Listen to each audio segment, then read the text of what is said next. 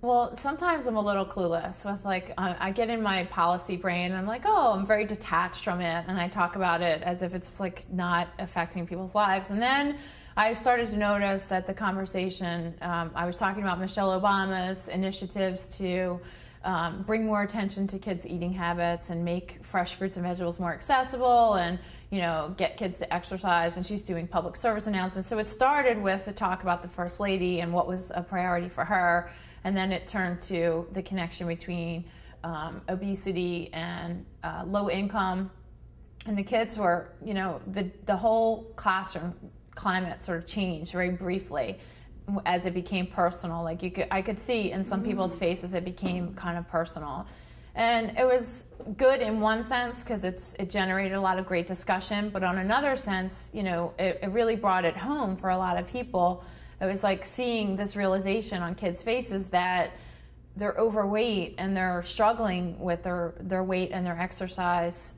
And it's a problem that's beyond just free will, that it's a bigger problem than just eating too much. You know, it's beyond the individual in a sense. So, you know, and that's a really difficult realization for anybody, you know, to understand their powerlessness in something. And, you know, and then we looked at some graphs and statistics from Gallup's website, and you know, it just brings it home a little bit more that this is a big national problem, and that kids are, you know, it was a really good discussion.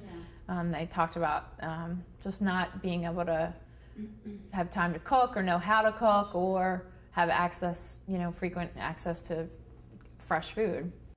Yeah, I mean, I think that, you know, sometimes people get caught in the general idea that, oh, well, people are fat because they eat too much, and it's not really attributed to the food choices that people have in their surroundings and their neighborhoods. And you know, when you're brought up in a place where, like, as you said earlier, the only options are slice of hoagie or slice of pizza or hoagie on the go, or, you know, it's really, you get trapped after years and years of this. And then if you're, you know, overweight by the age of 15, it's that much harder to become a healthy self again. So I think that these sorts of things, there's a mythology about, you know, oh, people are just overweight because they just don't have self-control. When in actuality, a lot of people don't have enough of the right kind of food, and that's actually more the reason, ironically. And it's sort of a crime in this country. We have we have more food than so many other countries, and we have the highest obesity rates, and it just doesn't make any sense. So that's what I mean by saying the problem's bigger. It's not just people that can't control what they put in their mouth. It's bigger than that.